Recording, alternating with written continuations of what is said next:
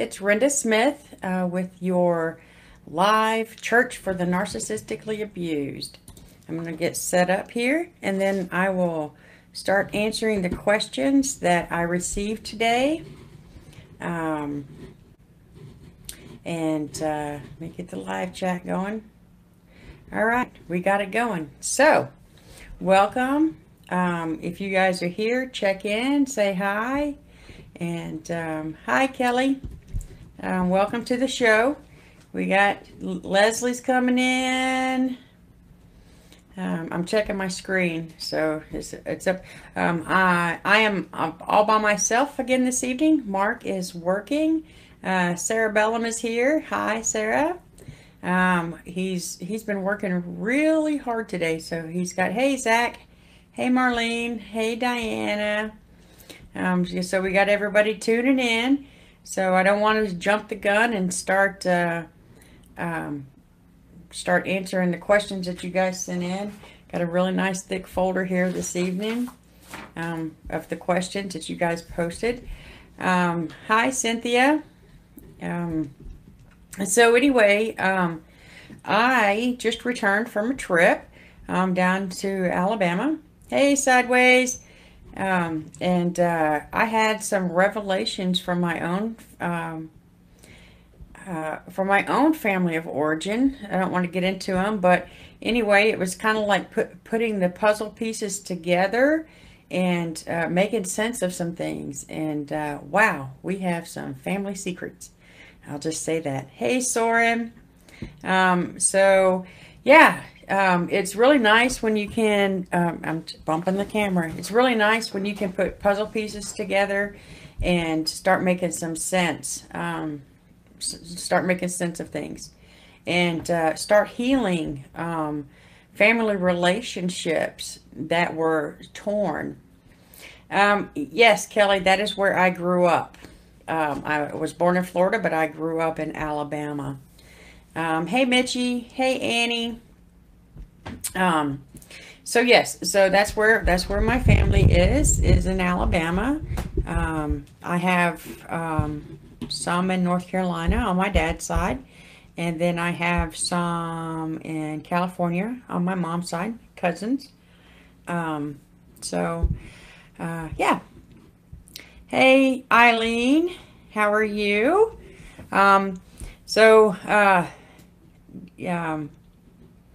So what are we talking about tonight? Well, hey, Sarah, we are actually I posted in our Facebook group, I posted for questions, and I'll start doing that on Tuesdays, so you guys wait for that. So I'm going to start off by answering the questions. Hi, Lori. And then we'll move on from there, depending on how much time we've got. Hey, Kelly, where's Jackie? Don't know where Jackie is tonight. Yeah, we missed Jackie already. So, all right.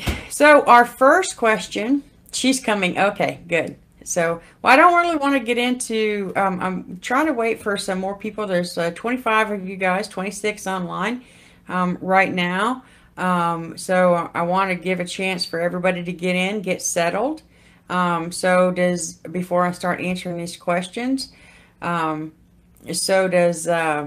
anybody want to start off by doing a check-in? Yay, nay? And check-in is, hi, Ellie.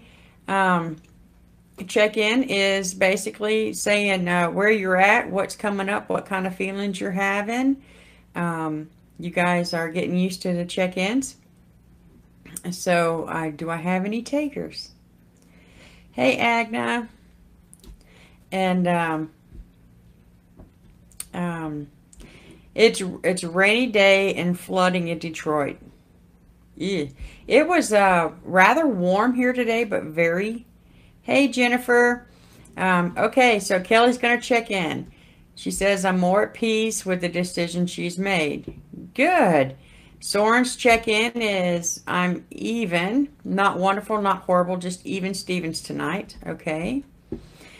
Eileen says, 2 years divorced tomorrow officially. I have mixed feelings. Happy I'm out, but sad things are the way that they are. Well, happy anniversary, Eileen. I know it's a good feeling to be out, and I can understand the feelings of sadness as well. Annie's feeling uneasy. Hey, Katie. Had to break her feet rock. I'm not under gray rock. Had to break the gray rock. Okay. Jennifer's check-in. I had a fantastic day. A good day. Now I'm having a lot of anxiety and I don't know why. Diana's check-in is I'm scared for my granddaughter going back to school after the shooting at her school, trying to put on a brave face. I can understand that, Diana.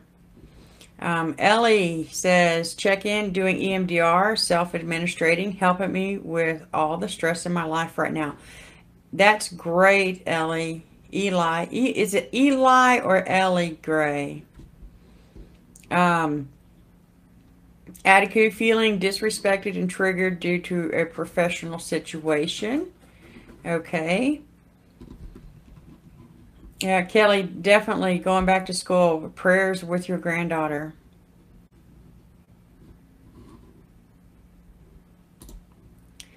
Okay, so Annie, former knock spouse, still tries to weed control over superficial crap. Isn't that wonderful? Agnes, totally caffeine free totally caffeine free in 7 years. Is that the first time, Agnes? That's nice. A Thousand Doves says I'm moving forward, but a bit fragile today. I hear that. Okay, so I have a question from Jami M. And I will get to that in just a minute, but I'm going to write it down. Yay, Agnes, good. Rose's check-in is afraid of not being able to keep from being enmeshed with people. All right. So I'm going to write down Jami's question.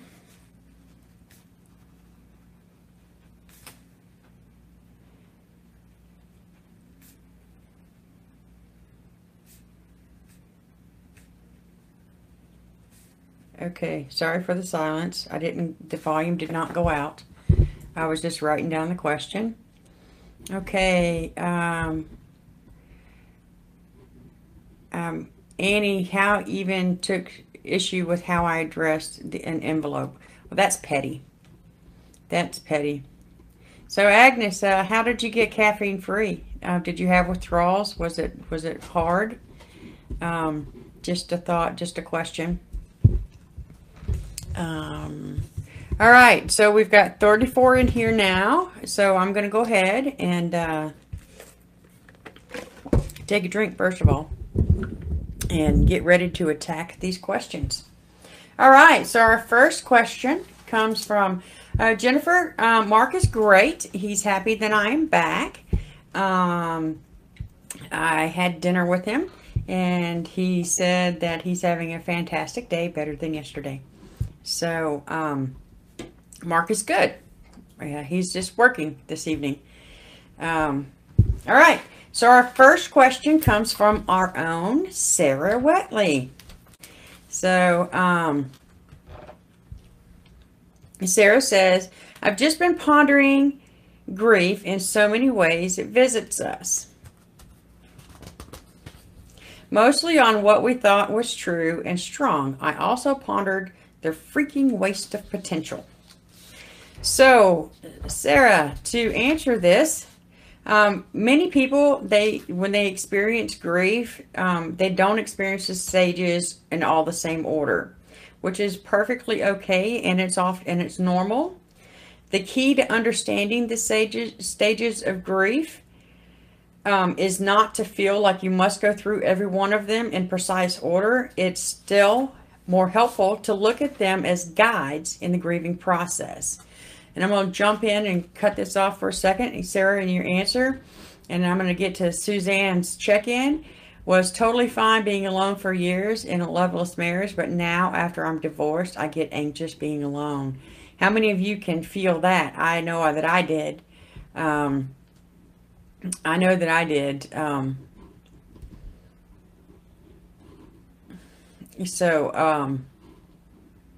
Oh, that's funny, Annie. That's funny. That is really funny that he thought that you called him a MFer.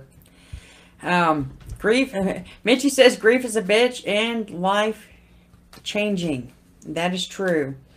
Okay, so going through the grieving process, it helps you understand and put into context where you are. So please keep in mind that not everybody grieves in the same ways. Some people wear their emotions on their sleeve, but others can be outwardly emotional, and others will experience the grief more internally and may not even cry. You should try and not judge how a person experienced their grief, as each person will experience it in a different way. So let's talk about the stages of grief. Hey, Rick. The first one is denial and isolation. The first reaction to learning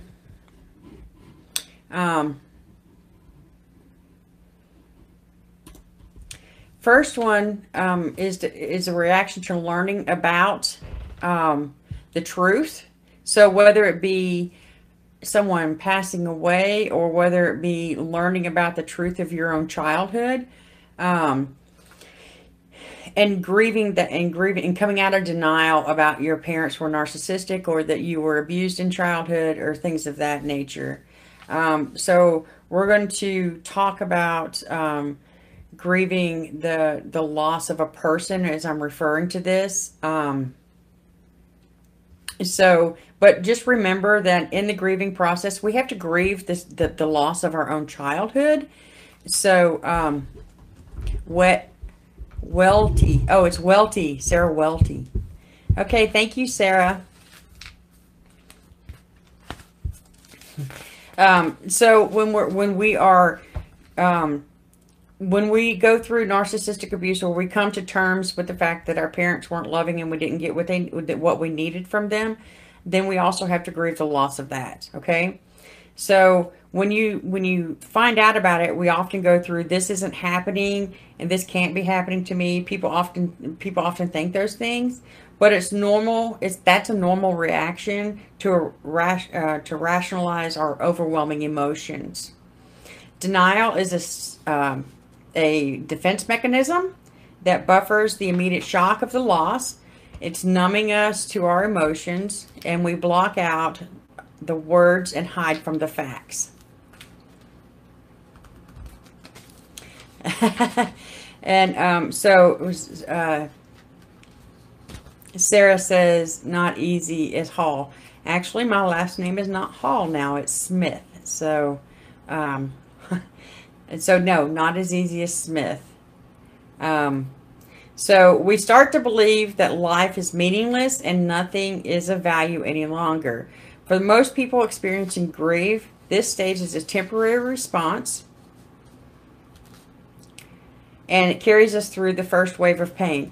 Annie, yes, it is true that you cycle back through the grief stages. You can.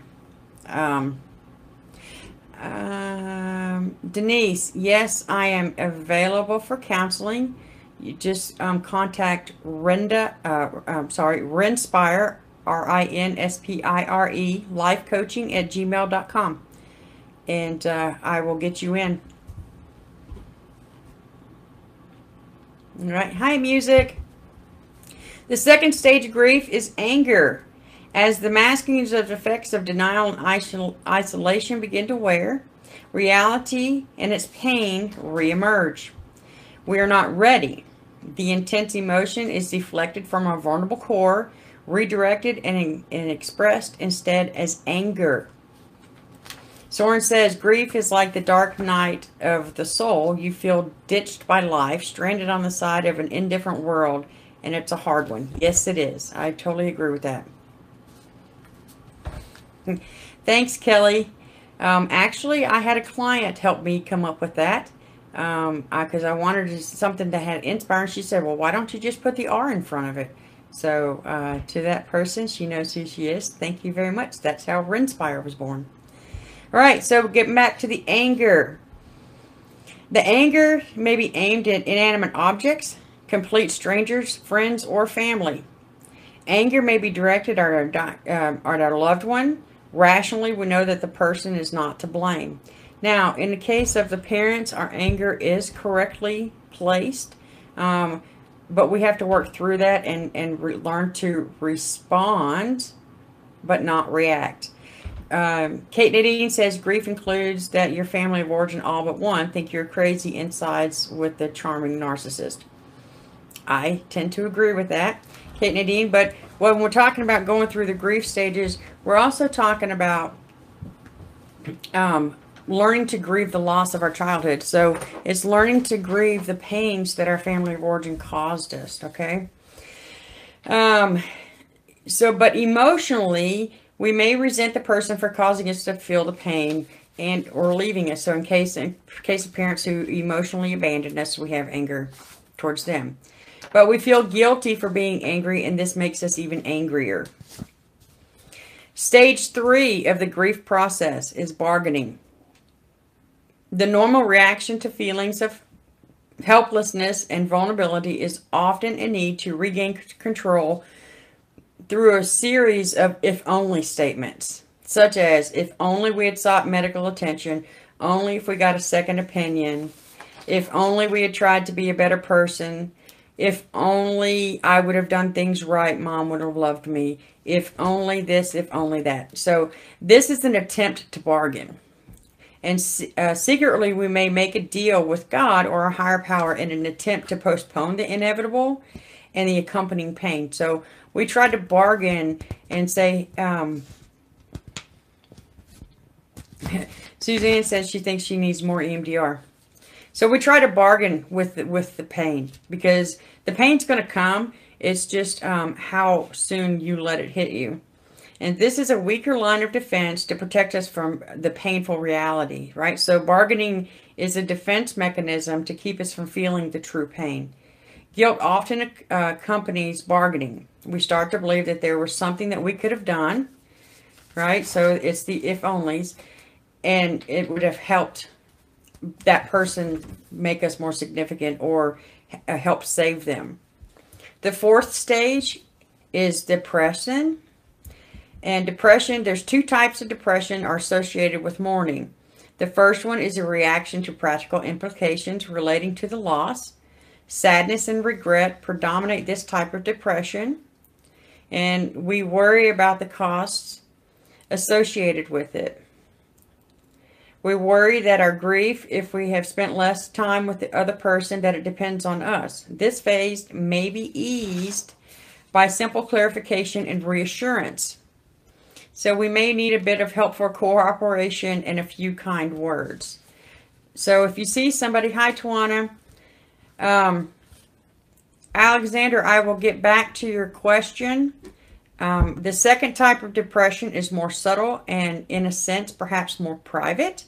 It is our quiet preparation to separate and to bid our loved one a farewell. So it's going no contact. It's saying goodbye. Sometimes all we really need is a big hug from a friend. Number 5, acceptance.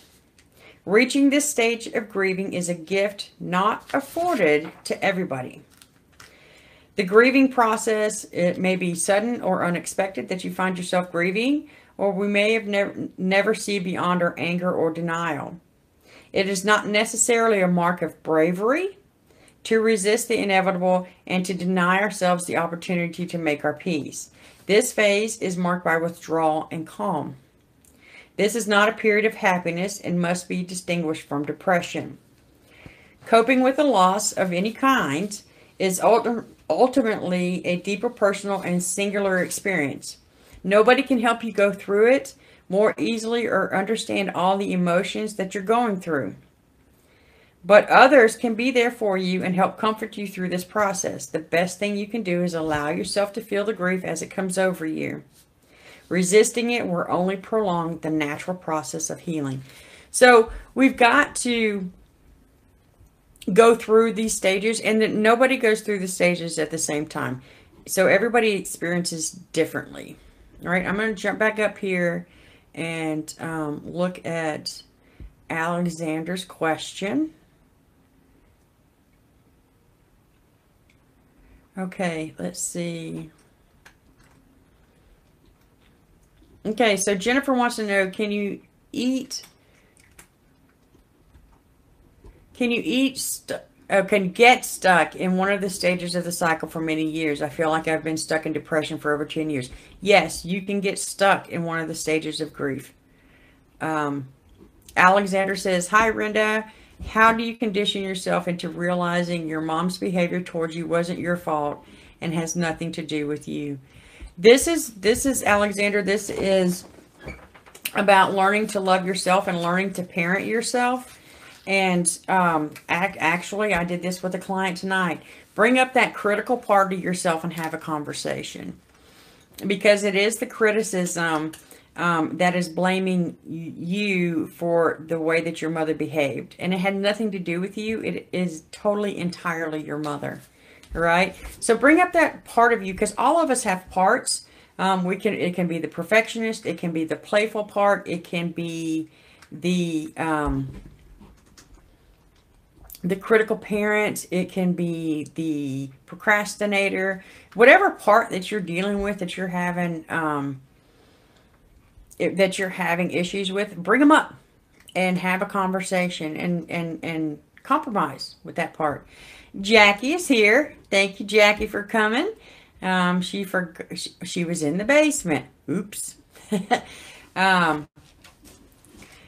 So Tawana wants to know, can you ever get to acceptance without going backward occasionally? I feel like I can sustain the final stages of grief.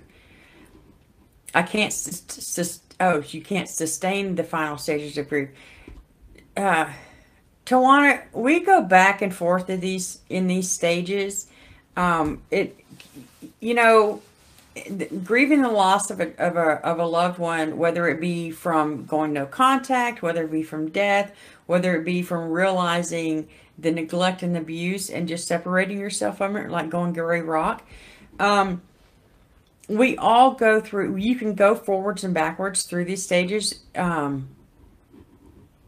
So recovery is a process, right? And it's just like the stages of grief. That's part of recovery, and we do go forwards and back. Okay, so everybody's welcoming Jackie. Good.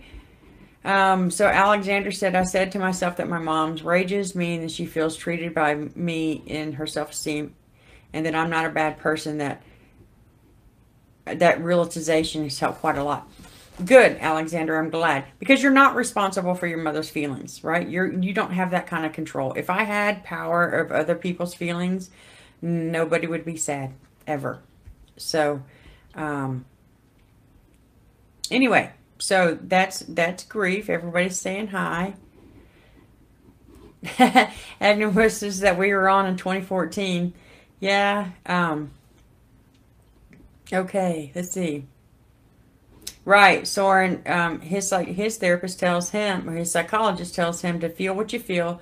Don't ask for it to come. Don't hold on to it. Just let it be. Don't judge and that means a lot. You think we should be in the school system, huh, Jackie? Okay. I think that they should teach this, most definitely, because we probably wouldn't have so many messed up people if everybody could learn this. But here's the thing. We don't learn it until we're ready. Until we get hit by enough buses, right? So until we're ready to do the work, you can't just, if somebody's not ready for it, then they're just not going to be able to do it.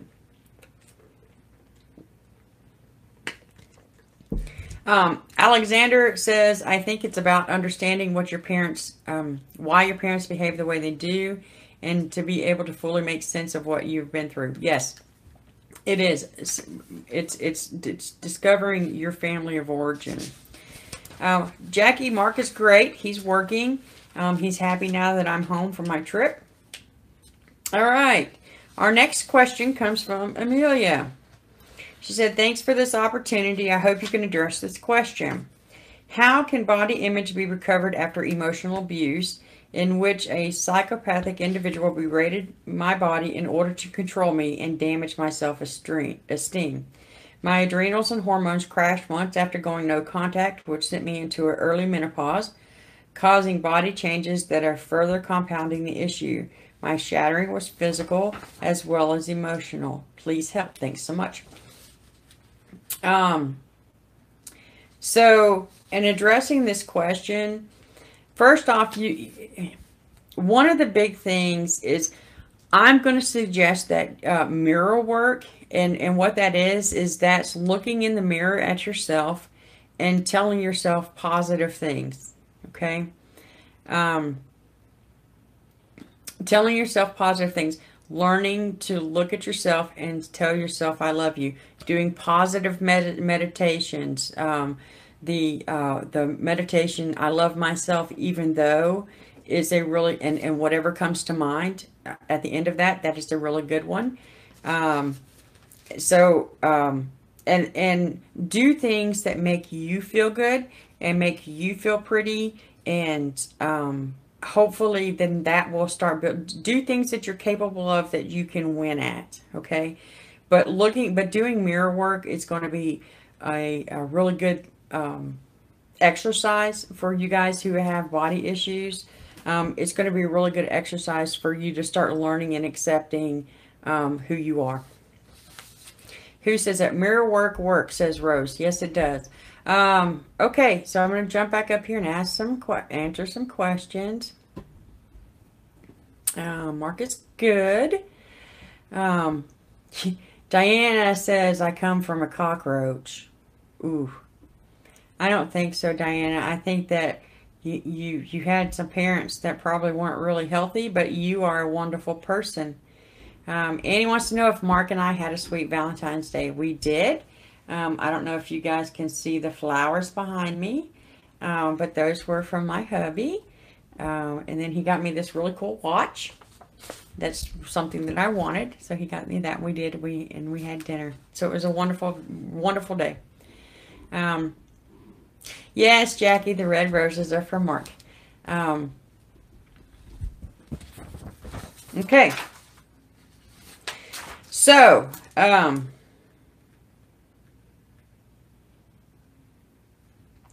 do our families, our foos, as we call them, our family of origin, want what is best for us, or am I right that they want what is best or most comfortable for them? Kate, you are right that they want what is most comfortable for them. People don't do things that's going to be uncomfortable for them in most cases. Especially when we're talking about our families. In my family of origin, my mother did things that that made her look good. It made her a pillar of the community, and it wasn't for my benefit; it was for hers. And so,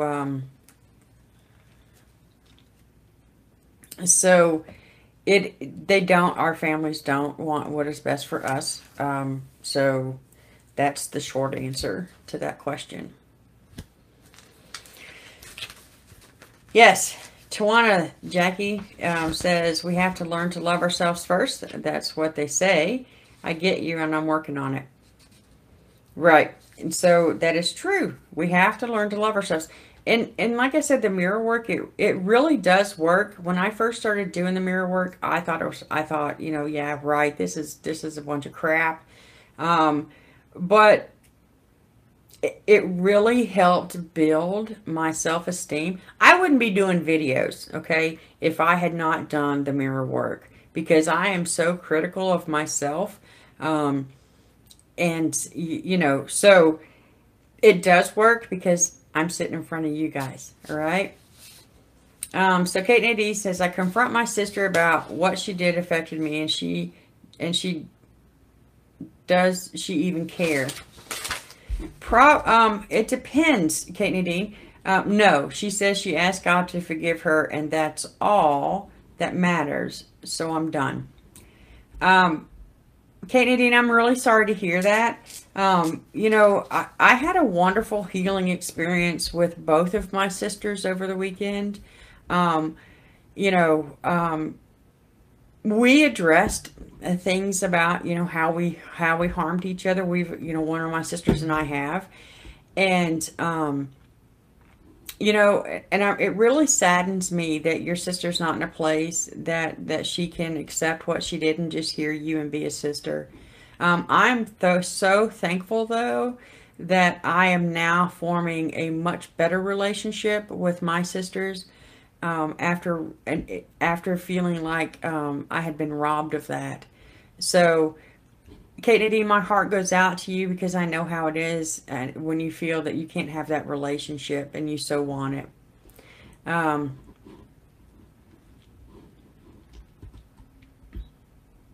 Okay. Michelle says learning to love yourself is hard at times. She tries to be a perfectionist and it sucks. And so, hey, Michelle, quit trying to be a perfectionist because that's an ism, right? That's just as much as perfectionism is like alcoholism. So try to be perfectly imperfect, all right? Perfectly imperfect. Try to underfunction instead of overfunction. Okay, Dr. Phil. Wow, parents of teenagers who are dangerously obsessed with social media seek help for their kids. Oh, welcome, Dr. Phil. Okay. Zach, I'm going to try the mirror work idea as I'm highly critical. I'm telling you, Zach, it works. Dr. Phil's in the house, said Kelly. Okay. So let me see. Let me get down here because now we're all distracted by Dr. Phil. Hi, Dr. Phil. All right. Easier said than done. Yes, Michelle, I know that. Trust me, I know that, my friend. Okay, so let's see. Kate Nadine, wait a minute, give me back up here. I could, if I conform to what the sisters wanted me to be. They're right and I'm wrong, not happening ever again. You don't have to, you know, Kate Nadine, you don't have to be what they want or need you to be. You be you. And if that means that you don't have a relationship, so be it. But that's unfortunate. Okay. Just see. I'm just looking for questions. Okay. Why did some of us become... Denise wants to know, why did some of us become perfectionists? Well, Denise, in my opinion, I'm going to talk about myself here. I became a perfectionist because if I was perfect, I thought that I would get the love that I wanted and needed from my parents, which didn't happen. Even though, and so it became a habit and became a pattern. And so the more that you do it, the better that you become at it, the more perfect you are. And what you're doing is you're spinning yourself in circles. And you're trying to get the love that you never had. If you sit there and say, if I do this better, or if I get straight A's, or if I'm an AB student, or if I'm well behaved and I'm not a problem, then mommy or daddy are going to love me and accept me. And that's how perfectionism starts.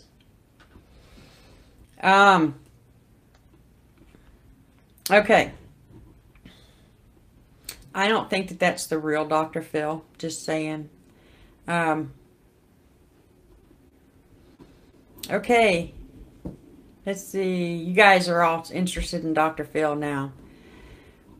Right. And Tawana says, and you still don't get the love, so no matter what, you never feel good enough. Exactly. Deborah, taking responsibility for my own enabling behavior was enlightening, and it helped her. That's great.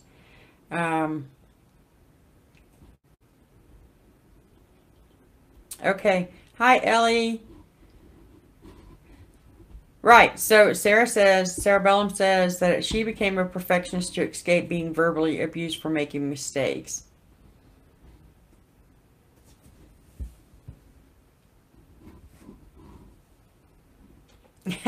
Now, I really don't believe it's Mark, because Mark is with clients, and I don't believe it's really the Dr. Phil either. But anyway, so yeah, fake Phil. All right. So the next question comes from Sharon Kelly. How do I release stuck emotions that are causing nightmares where I frequently yell, "Help me, an a-hole"? Okay. No, we don't have to wear our masks in this group. Okay. Our higher self. So how do we get emotionally unstuck? Our higher self has a great way to give us opportunities to release old stuck emotions by giving us dreams that will bring up the emotions and expressions of negative energy. We call them nightmares. So we have nightmares to help us process our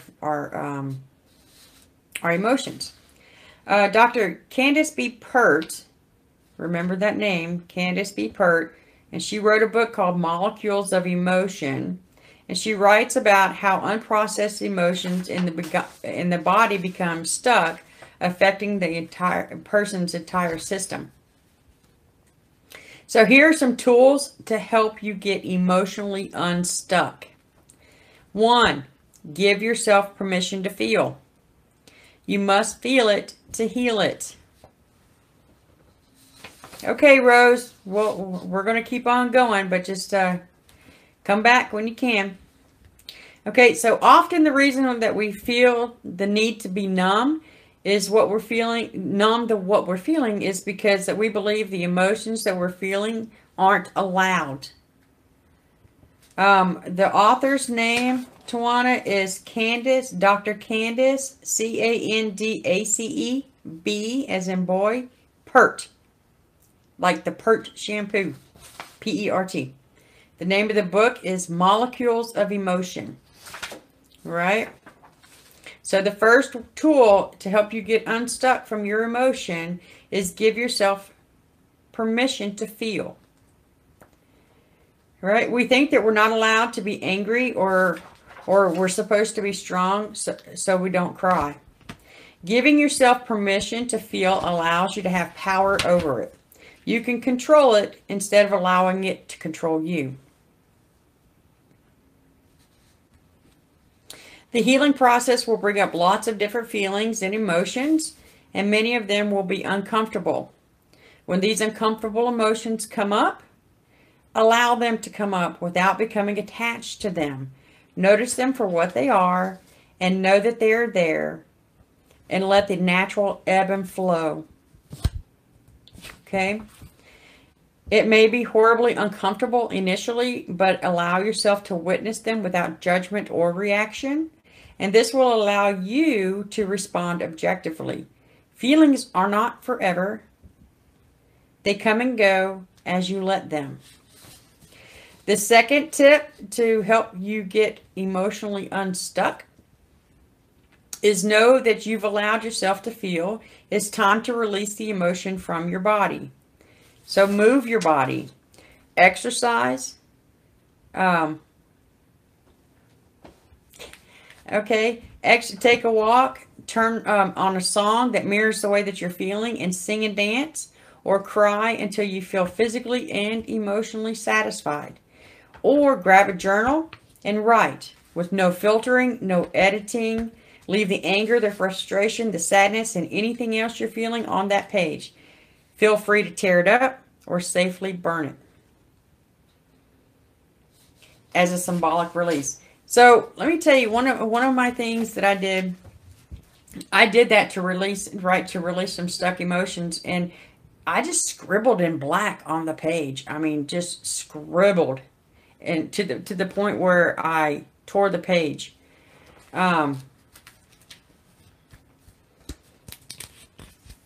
So let's see.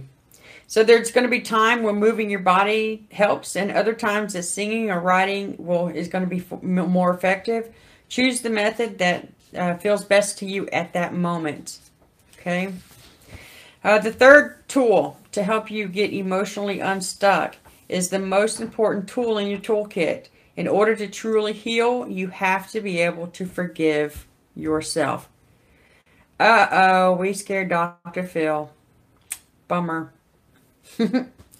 Okay, so beating yourself up for past transgressions isn't productive, and certainly doesn't make you feel good about yourself. Understand that no matter what situations led you to numb yourself, you did the best you could with the information that you had on a physical, mental, and emotional level. You dealt with your emotions in the best way that you knew how.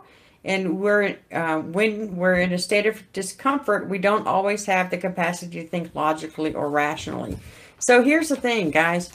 We all screw up. We all react instead of respond. And the key to knowing it is saying, oops, I made a mistake, and go back and ask for forgiveness. You know, and it is. The key to get emotionally unstuck is not to hold yourself in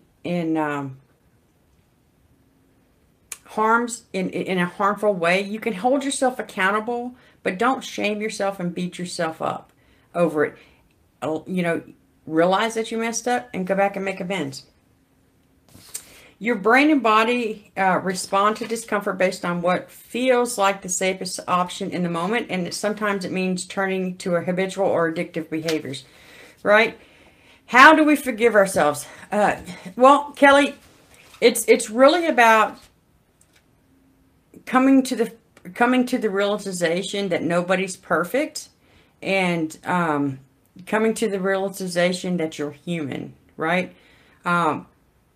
Nobody is perfect all of the time, and we can't, again, be perfectly imperfect. If you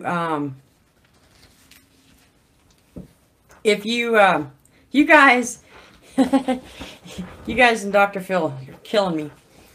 So enable to forgive yourself, Kelly, you have to have compassion. You have to love yourself. You have to be able to say, I'm human. Okay.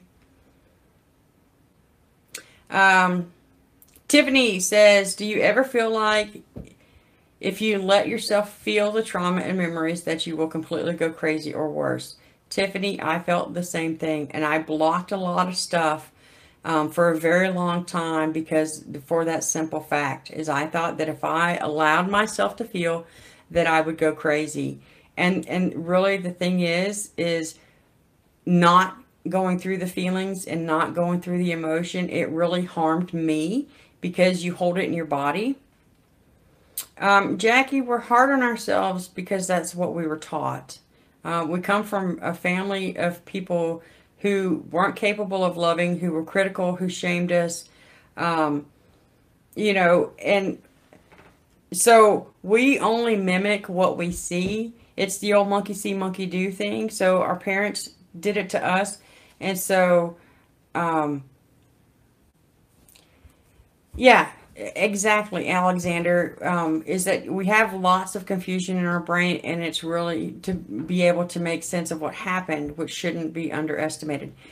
Because what dissociation, exactly, Rose, when you shove everything down and ignore it, is you are you become numb and you dissociate. So, like for me, you know, I dissociated, and I didn't realize that things had happened in my life until I started feeling the feelings, and then I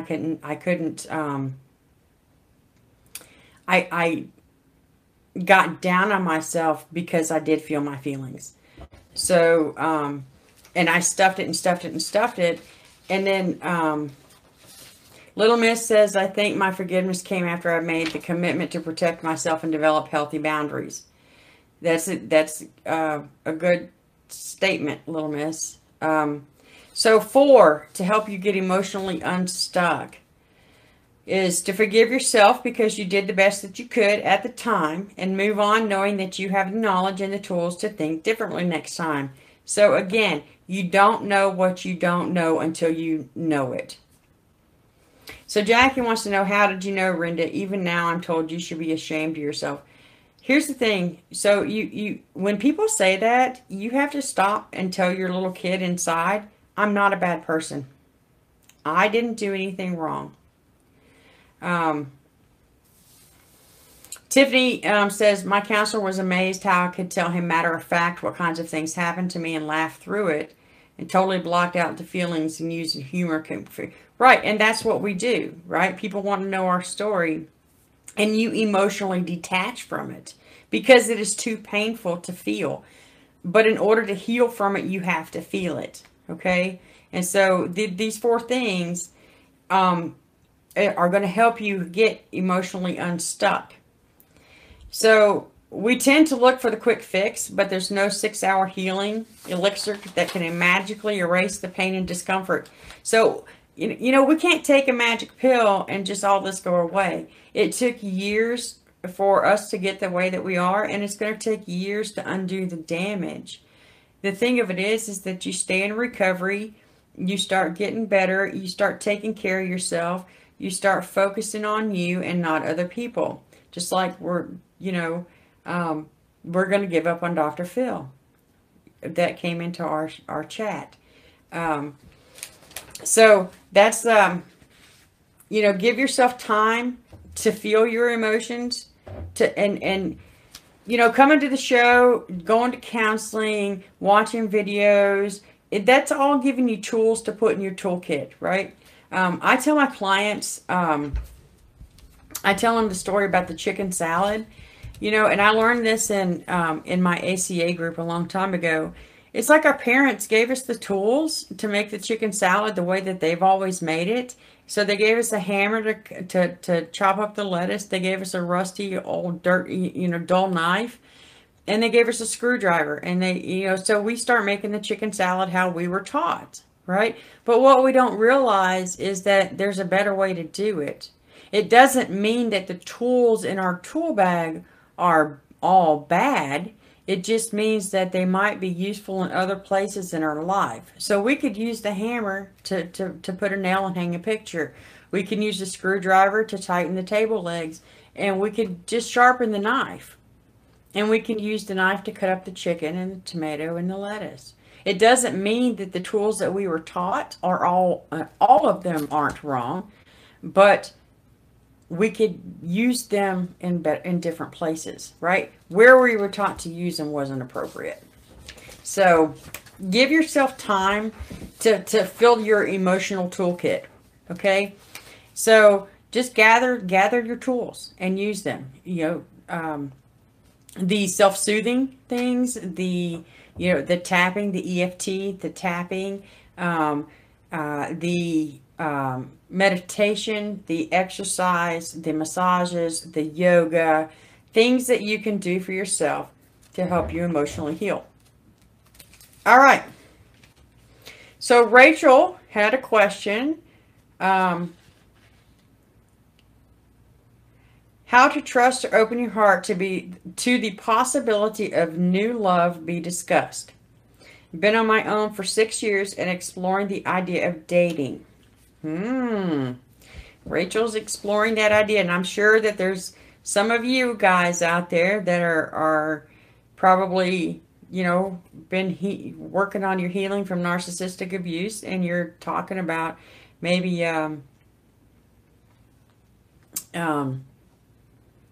working on opening yourself up to a possibility of another relationship. I know for me that after I got out of my last relationship, I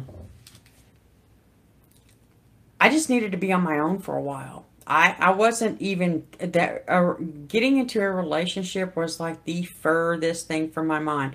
So, Rachel said that she's been on her own for 6 years, which is great. But don't totally close yourself off to another, don't close yourself off to a totally, another relationship. Mark and I were friends for a long time. And it wasn't even a possibility of me thinking about a relationship with him because I wasn't even looking. And it's really funny. I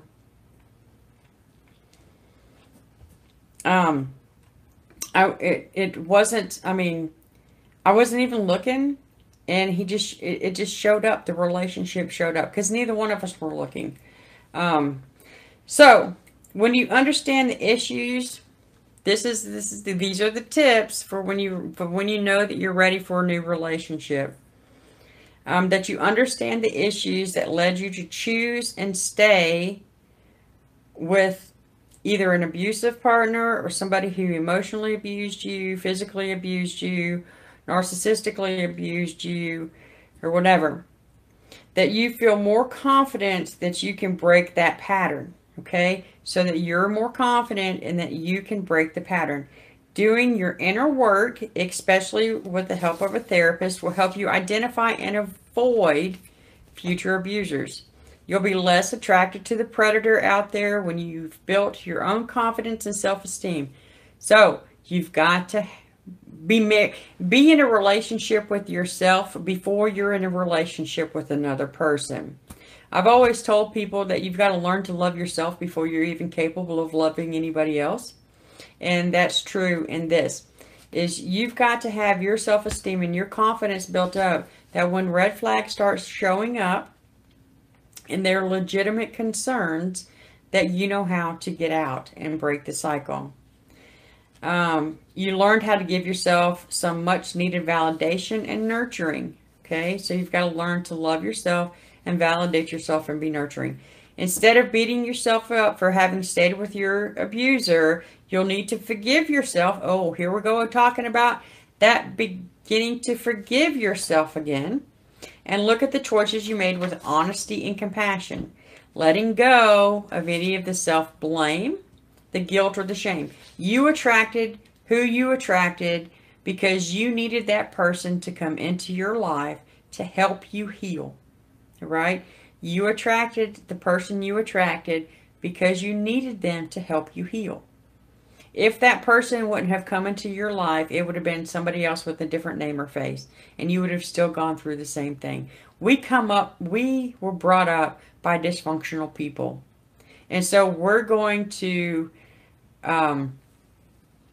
attract the people that we need. That's just the way Mother Nature works.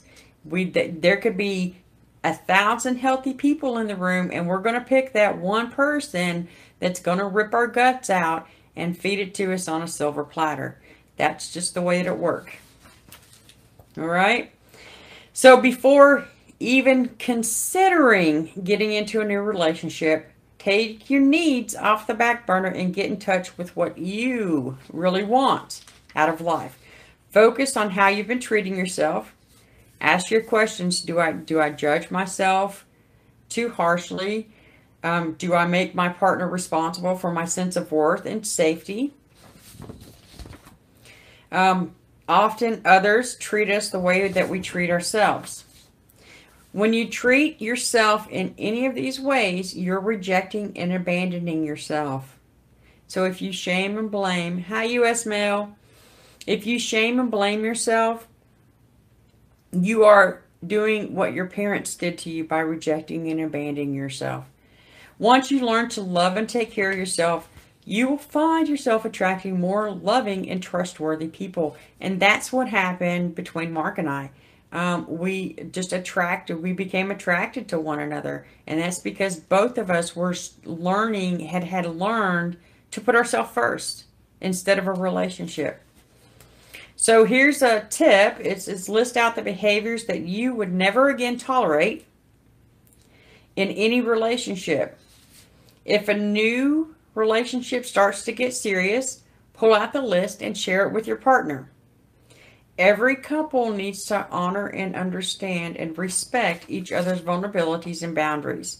And this is especially important if there's been abuse in your past.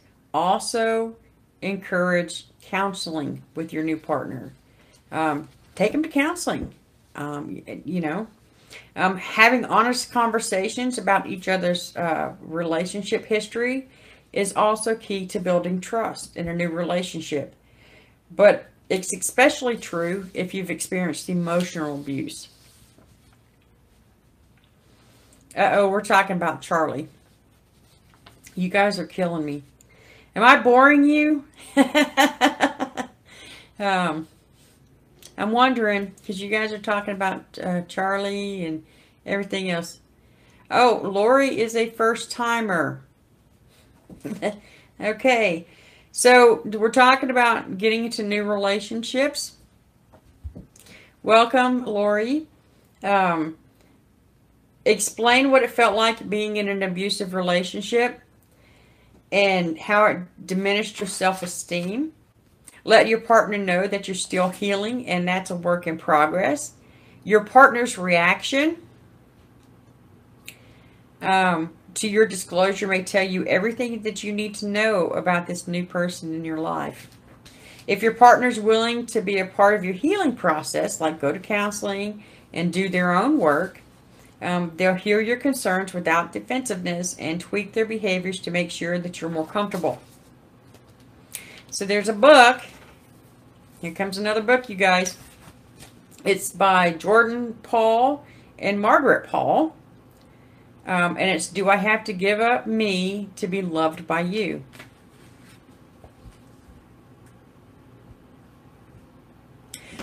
Jackie says, sometimes I think that it's easier to just go along with the other way, the way the others treat you. I get tired of fighting back. It's really not about actually fighting back, Jackie. It's about having boundaries and enforcing them, right? If you allow people to treat you like crap, then they're going to treat you like crap. If you have boundaries, right? Because we are in, and I've done a video on this, about boundaries, right? We are the gatekeeper of our emotions. So we decide who we let in and what we let in, because we're the gatekeeper. And so nobody makes us feel the way that we feel. We feel the way we feel because we let them get to us, right? So we open the gate and let them in. It's not about fighting back. Guys,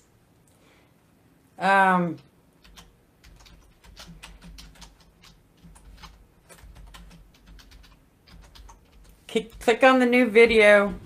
I'm taking care of something right now. I got kicked offline by this person.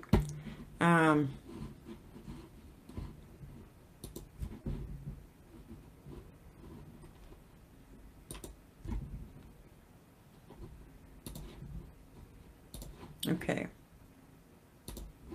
So I'm taking care of that, and I'm about to block this person.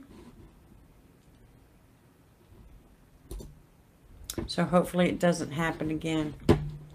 All right, so let me get back into the new live feed. Sorry about that.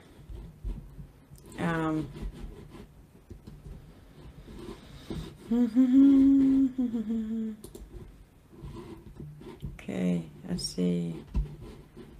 See if I can get, okay. Well, so, okay, we got 17 of you guys back.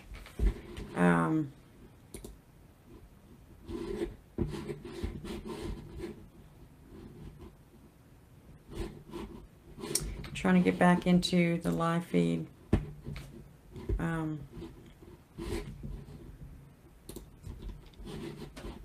of course I can't.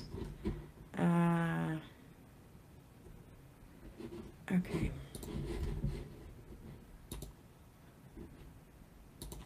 See if I can. Jackie's back. Good. Here we go. All right. Let's get back into this. All right. So, you guys gather. Sorry about that. No,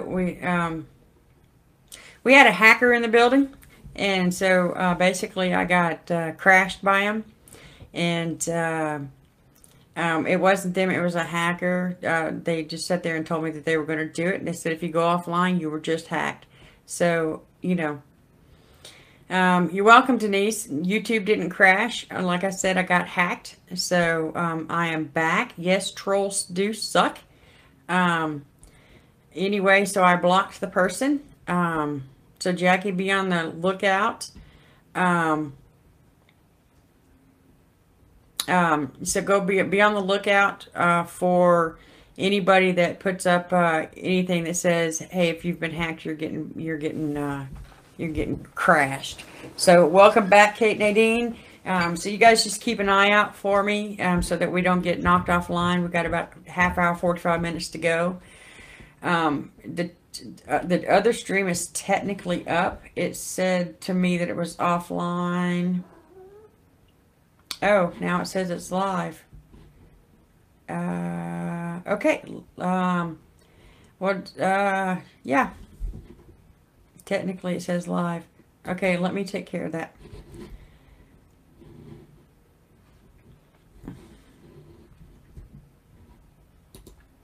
see if I can stop that one. I don't think I can't. I can't stop it. Well, so we'll just let it go like it's going.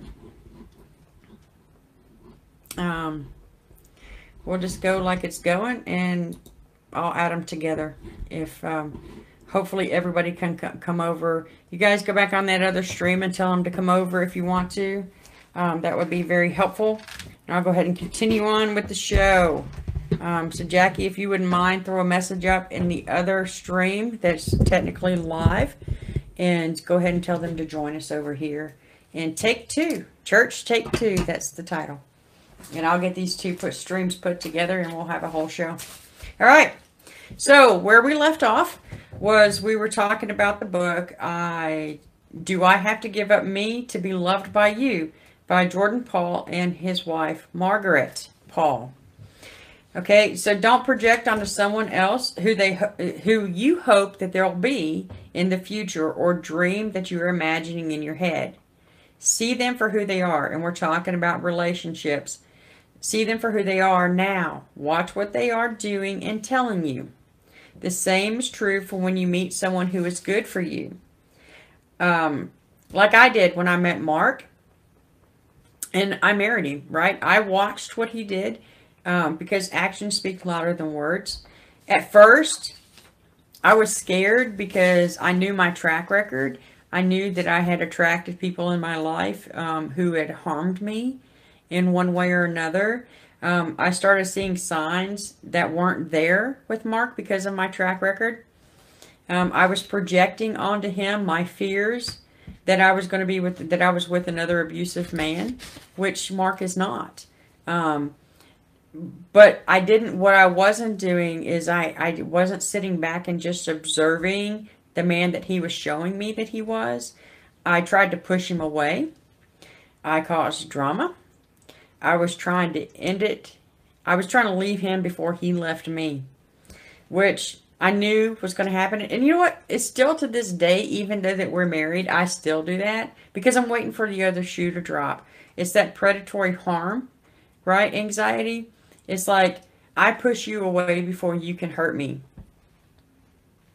Annie, we did not go to couples counseling before we got married.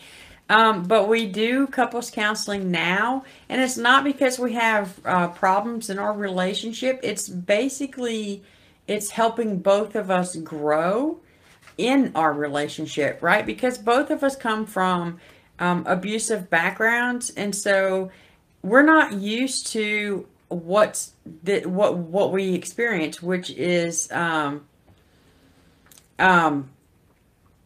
we experienced abuse, right? So when we experience a healthy relationship where there's no abuse, you sit back and you're like, well, when's that other shoe going to drop? So you're always expecting it, so you project that, you know, so you push them away. You push them away. And, you know, you try to push them away before they can hurt you. And so when the right person comes along, you know, start watching their behaviors, right? Spartan Life, yeah. So, you know, they have nothing better to do. And so they just want to fuck with us. And that's, I'm just going to say it. That's exactly, they have nothing better to do with their life. All right, so going back to what I said,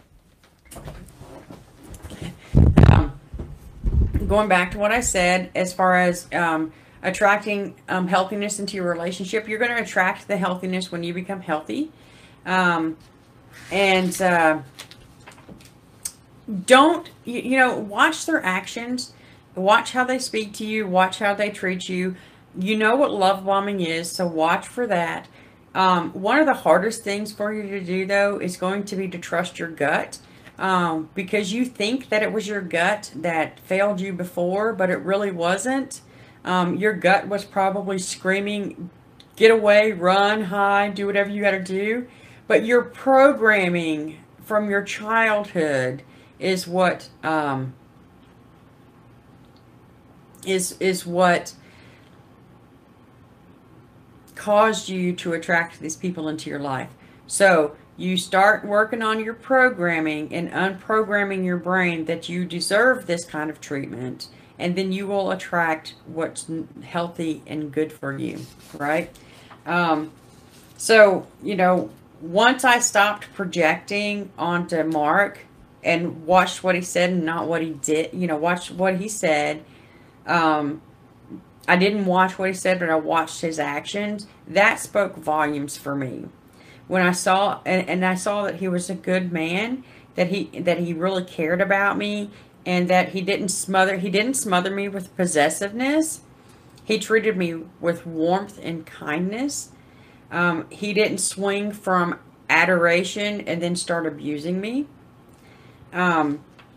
His actions complemented his words, so he did what he said he was going to do. They showed, and that showed me not only respect, but he treated me as worthy and not worthless. Okay, right. That's what happens is after being repetitively love bombed. When a normal guy comes around, you didn't even see that they were interested because you're used to being love bombed, so you miss out, right? So, like I said, listen to your gut, because your gut 9 times out of 10 is right, but your programming is always going to be wrong. Okay? Your programming of that this is what you deserve, that, I had somebody tell me today that they were in relationships with people because, just because they liked her, right? Without fully vetting them. And thank you, Kelly. We are truly, both of us are truly happy. Welcome back, Lori. And that's the thing, is it is possible to break the cycle of abuse and to find a healthy long-term relationship. Love bombing, Sharon, is basically, buying you tons of things, telling you how beautiful or loving or all these things. It's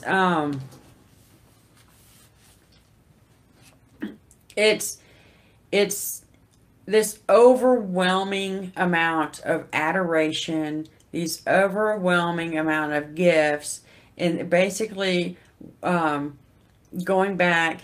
Yeah, there you go. I'm just going to say it's what Soren. I will, Soren. I will restore my iPad. Thanks for that. Okay, so let's see. All right, so Alexander is leaving us. I'm sorry to hear that. So we had a question come in from one of our viewers. How does one know when a marriage is not workable? What are the signs, aside from the obvious signs of physical abuse? So the first indicator is really a question. And that is, in your heart of hearts, is your decision to stay or go based on faith or fear? Are you staying because you're afraid of him? Or are you staying because you really want it to work? So a workable relationship has these things: mutual trust, good communication, fidelity, and mutual respect. Both of you are working your program and doing the work.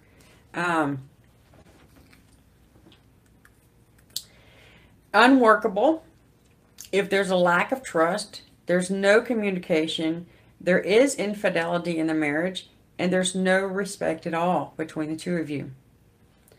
It's workable with intervention from a counselor if both parties have to be invested, if they're willing to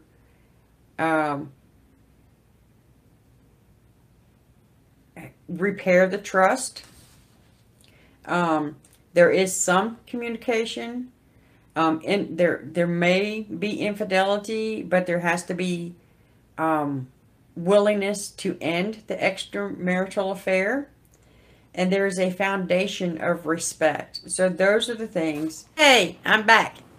Whoo! Yay! Okay. Yay! I'm back, you guys.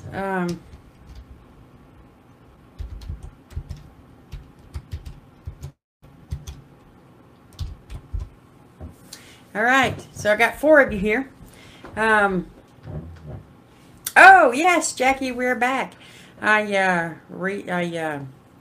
restarted my iPad, and let's press on, and let's not let those assholes ruin our fun for this evening and our healing. And it's just taught me some patience and some tolerance for assholes. So, anywho, let's get back, press on.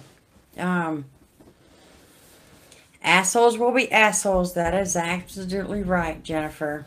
So, we are,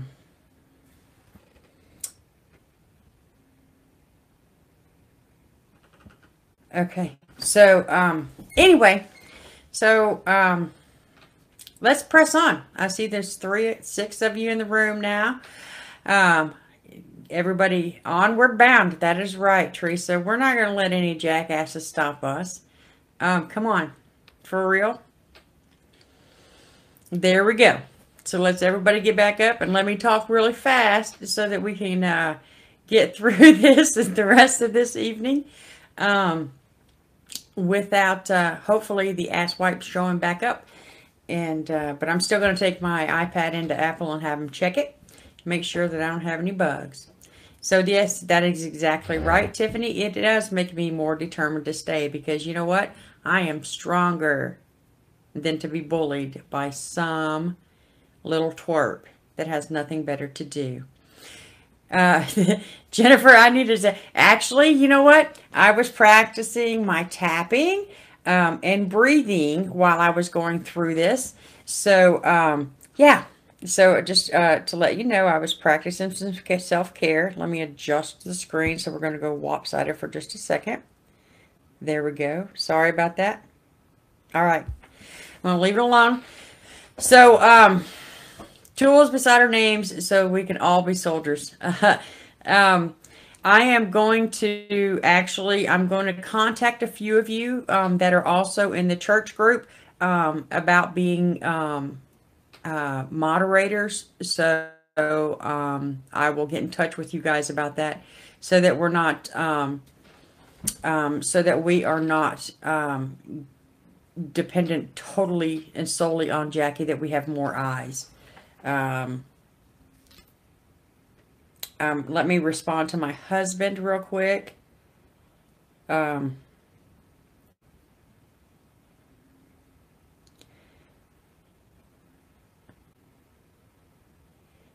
Okay, so his 6 p.m. had a crisis. I told him we had a crisis as well. We've had a hacker. It's not an iPad problem. It was a hacker problem. That is exactly right. All right.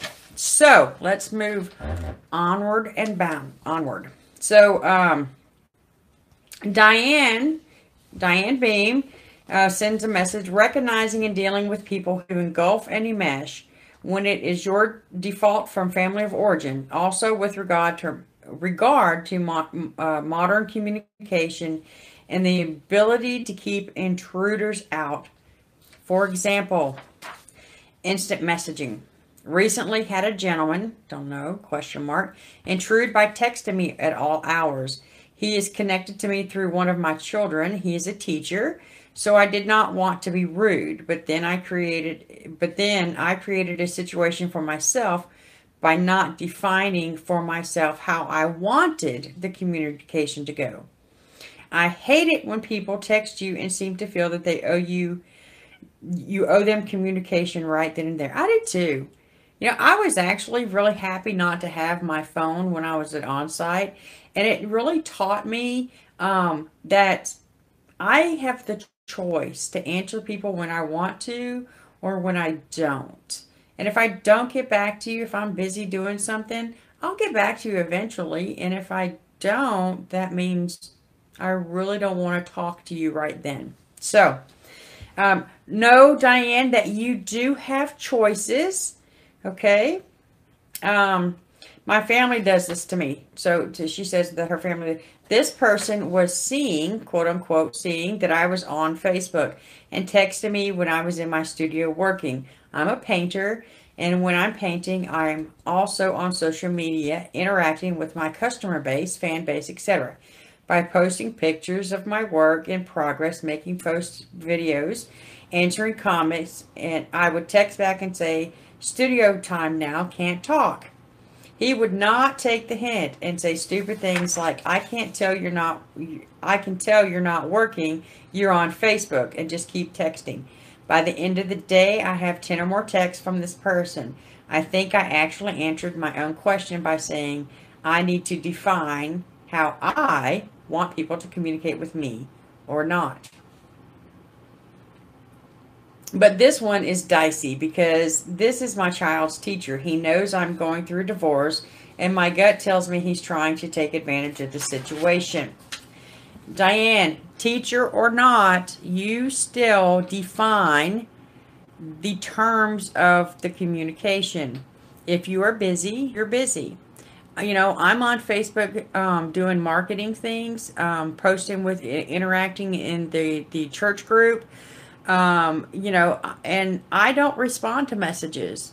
If I get a message from somebody, it's not pertaining to a situation that's going on in our Facebook group, then if I'm busy, I'm busy, and I don't respond to other communications. I have a choice, and so do you. Just because it's your child's teacher, if it's during the day, isn't he supposed to be teaching? Why is he on Facebook? Just a question. And if it's in the evening, you know, if it's not dealing with your child, set the boundaries of the terms of the communication. If it's not about your child, then don't respond. Let him know the boundaries. You are responsible for who you let in. Okay? It is a tough situation with being one of the child's teachers, Tiffany. It can be very manipulative. However, the terms of communication need to be set. Okay, if it's about your child, then of course talk to him when you have time. You set the tone. It is your call. Remember, you have choices, and you choose to. Yeah, it sounds like he's trying to hit on her, but like I said, we all are our own gatekeepers. Alexander said, speaking of boundaries, it makes sense to say I don't have to accept criticism that is making me feel bad about myself. But then shame comes up and says, you didn't think you'd get off that easily. And that is your inner critic. And Alexander, I encourage you to have a conversation with your inner critic and tell them that that's not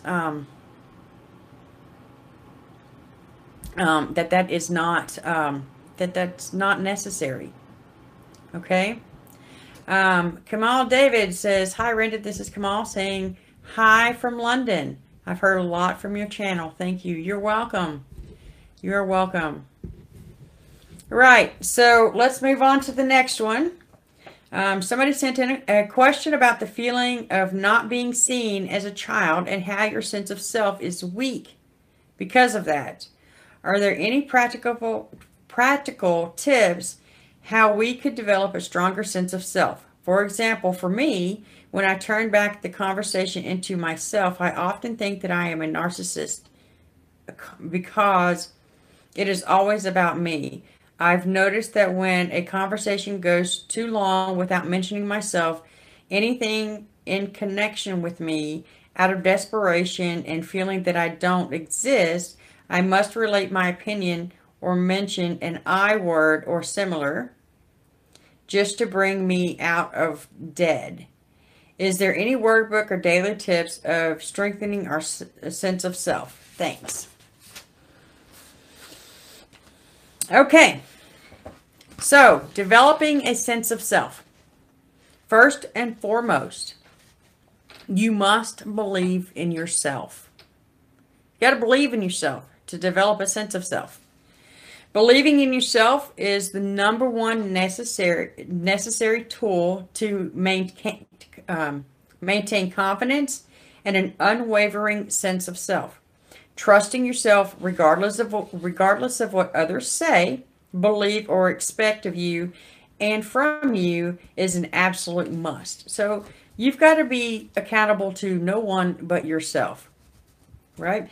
When you begin to question yourself, you bring doubt into your life and allow insecurities to start showing up. Support yourself through all of your choices and decisions, trusting that you have your best interest at heart and that you know what is best for you. So it's about, okay, Jennifer, talk to you later. Good night. So it's about listening to that little voice within you, the one that your parents trained you not to listen to. Start listening to that, because that is your intuition. That's your gut. All right. And through childhood, because of our narcissistic parents or our dysfunctional families, we were taught not to trust that intuition, right? We would have a feeling, it would come up, and we'd be told, no, that's not how you feel. So then we began, not believing what we know, okay? So it's about knowing what you know, feeling what you feel, and knowing what you're feeling is correct, right? Second thing, you must live and speak your truth. When you allow yourself to listen to others as they tell you who you are and what you should be doing, you give your power away to them in that moment. So when you let other people control your thinking, you're giving up your power, right? You allow their voice to become more powerful than yours. So again, it's going back and telling your parents telling you, no, that's not how you feel, and you believing it. Staying connected with what you believe and how you feel, your values, your morals and integrity, your point of view, and how you want to live your life is going to help you gain confidence and give you the courage that you need to live for you and not for anybody else. So believe in yourself. This will also help you match the person who you show to others with the person who you are inside, leaving no room for discrepancies. It is about being assertive. Soren says a big part of it is having the courage to speak your truth and bring it forward. Let people know you have edges and you're happy to bump into someone if necessary. So this is also, it's going to help you strengthen your sense of trust and discernment so you're able to appropriately take advice. Some people don't have bad, when you're working with a counselor, your counselor may have suggestions, right? But it's about knowing and going with your truth. I make suggestions to people, and sometimes, they're like, no, that doesn't work for me. And I don't push it, okay? I don't push my agenda onto other people. And some people do that. Number 3. You must see yourself in a positive light. Seeing yourself in a positive light requires you to have an awareness and an alignment of your thoughts and actions. And it also requires discipline and consistency. So if you're able to shift any self-negativity into positivity, you must consciously choose to change any thoughts or feelings that you do not benefit from. Speaking positively to yourself and about yourself always. So again, I love myself even though, and finish that sentence with whatever comes up for you, right? I love myself even though live stream didn't go as I wanted it tonight, okay? And it doesn't make me a bad person. It's me continuing and not shaming myself for things going wrong. So Tiffany says, when I've taken crap long enough and set boundaries, and these people don't like the boundaries and tell me I'm being a bitch. So how do you start setting boundaries when they resist and blame you? You set your boundaries and you hold them, whether they call you names or not. You got to ask yourself, is it a boundary or is it a wall? Okay. Boundaries, They're just not what you know, are you cutting yourself off from communication, or are you walling yourself off emotionally? That's cut off. Setting a boundary is, I'm not going to tolerate whatever action it is, okay? Because I value in myself more than that. So ask yourself, is this a boundary or is it a wall? All right? It takes daily work to work on your self-esteem, but the results are tremendous, especially when it comes to maintaining a healthy sense of self. You must also give yourself credit for all of your accomplishments, no matter how small. That's right. So I could give myself credit for being tenacious and keeping up and keep coming back to the live stream. I didn't give up. I didn't quit. Right? And that's an accomplishment. It may be small, but it means a whole lot to you guys. Compliment yourself and give yourself credit for all that you are and then all that you do daily. Right? Number 4. You must be compassionate with yourself. Insecurities mainly arise from guilt, and guilt always taints your sense of self and has the power to remove any joy from your life. You must be compassionate with yourself and forgive yourself to overcome the guilt. You must also take it easy and meet your own needs. Treat yourself as you would a baby or someone who needs extra care. Be patient, understanding, loving, nurturing, complimentary, supportive, empathetic, and everything else that you need to be with yourself. So treat yourself like you would somebody that you really love and care about. Aren't you worth being loved and cared for? Or do you always have to give it away? Ask yourself that question. And that's why I said early in the show, do some mirror work. Build yourself up. You know, and that helps you work on your self-esteem too. Tell yourself positive attributes that you see within yourself. It helps build your body image. It helps build your self-esteem and helps your confidence. Number 5, you must keep moving forward. Just like you must forgive yourself, you must also forgive others and let go of the past. You don't have to forget, okay? You don't have to forget what people have done because it shows you who they are, but forgive it because resentment only hurts you, right? Move forward knowing that you are perfect the way that you are, and there's no reason to stay stuck in the past. Move beyond all forms of pain, from hurt to regret, and allow yourself to connect with who you are now and where you are now.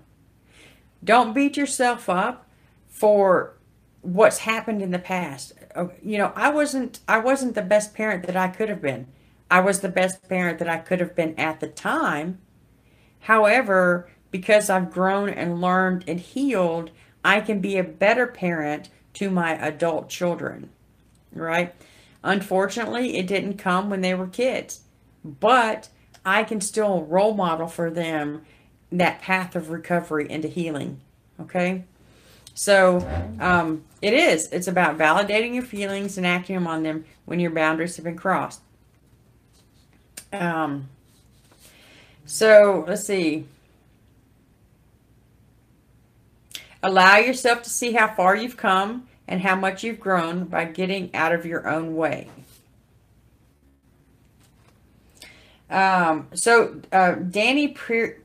Piero, Pirro, she did a workbook on a soul-searching workbook for surprising self-discovery. And she says that self-discovery that really is appealing. Look at the little things and use the findings to get a better sense of self. This workbook isn't about identifying big life goals or diving deeper into dreams. Instead, it's designed to encourage you to pay attention to the smaller things. With page after page of questions and activities, urging you to think about how your experiences, thoughts, and preferences add up and shape the person that you are. So that workbook again is called Finding Yourself, a Soul-Searching Workbook for Surprising Self-Discovery by Danny, Dani, Pirro. right? Something to look into. So, with that, we made it through the questions. We have one comment, I think that's left. And that came from Alice. And Alice said, you said on the show that CPTSD or PTSD is never going away, but you can manage it. I know what you mean, but I'm thinking that when you work on your shame and abandonment issues from childhood, the flashbacks become less prevalent and some of them stop because you no longer flash back to all of them. I think that more knowledge helps. What do you think? I totally believe that the more knowledge you have, the less your symptoms are. However, you never totally heal from complex PTSD or PTSD. You learn to manage it. And working through your issues, working through your abandonment, working through your shame. Knowledge is power, as Virginia says. It is, what it does is it helps the symptoms, but it doesn't cure the PTSD. Okay. I will tell Mark that you guys said hello. I am going to, Tiffany wants to know, do the nightmares and the night terrors diminish? Yes, Tiffany, as you continue to heal, and you work through those issues, for me, I'm not going to say that it's going to apply to everybody across the board, but the nightmares did slow down, and the night terrors did diminish. I don't have nearly as many nightmares. Alexander says CPTSD seems to be strongly linked to feeling like you're a bad person. It should go away when you realize you're a good person and can feel safe in this world. Complex PTSD, actually, Alexander, comes from really a lot of childhood abuse and neglect. I don't know that it's necessarily based upon feeling like you're a bad person. That more has to deal with your shame. And it will go away as you work and realize that you're a good person and worthy of love. Complex PTSD, it's more associated with fear and anxiety. Alexander, you feel like a bad person because of your abuse. Okay. Healing the Shame That Binds You is a wonderful book. Feeling safe is a big problem for me. Tiffany says, I'm isolating myself more and more. Tiffany, isolation isn't, I understand, the feeling safe part. Remember to love and respect yourself. Interact with people in the group here. I know that, there are times when we need to isolate to recover. And, isolation perpetuates it. Even if you work yourself up to going out once a week,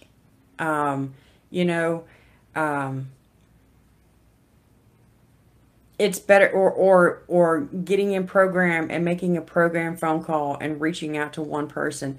Tiffany, you're not really, you're not isolating when you come here, and you're being vulnerable and sharing your feelings. And, talking to other members in the group, which is good. You may be physically isolating, but communication-wise, you're not isolating here. So, right, it's safe here. Exactly. And so just find safe places. Find safe places that you can communicate. Tiffany,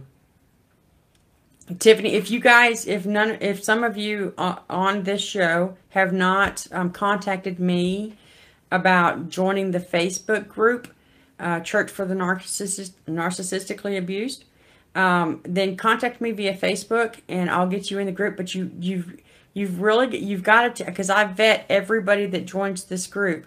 Ask Zach. I gave him the 3rd degree. I didn't mean to, Zach, but I needed to make sure that you're associated with this group. And I just want to make sure that this remains a safe place. So when you contact me to join the Facebook group, please, please, please, please let me know if you're a part of this group. I'll ask you a few questions, just answer them, and I'll get you in the group. Okay? So, but I just want for it to remain safe. You look up Rinda Smith, R-I-N-D-A Smith. Look up, yeah, just look up me on Facebook, Rinda Smith. And if you can't find me, go to my Rinspire Facebook page, and just send me a message, and I'll get it. Okay. The Facebook page is, I have a lot of fun with you guys on the Facebook page. Jackie, I encourage you to get Facebook so you can interact with us every day. Even if it's just for that purpose, to get Facebook. You don't have to be friends with anybody else unless you want to. But join it. Join Facebook so that you can hang out with us throughout the week and not just on Tuesday. Everybody, we would all love it. It's a great group. There's a lot of healing, a lot of support, and a lot of encouragement. Yeah, just make your profile completely you can, I for the longest time had my Facebook page private, so where nobody could find me. But then I started this job, and so I just made it public. I'm really careful about who I friend, and like I said, all right. So with all of that, I'm going to wrap it up. I'm getting tired, so I'm going to practice some self-care. It was fun hanging out with you guys tonight. We got through all of our questions despite the little turd that came in. And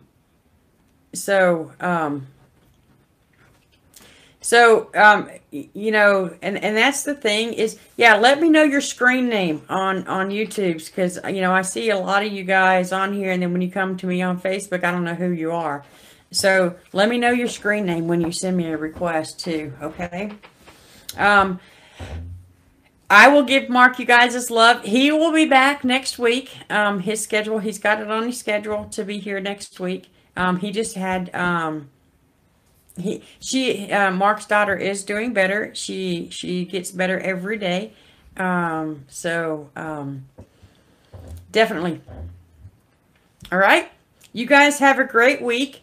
Join the Facebook group. I love interacting with you guys. All right. Take care. Have a wonderful week. Those of you that are in the group, I'll see you guys tomorrow. And if not, I will see you on live stream next Tuesday. Take care. God bless. Good night. Love you guys.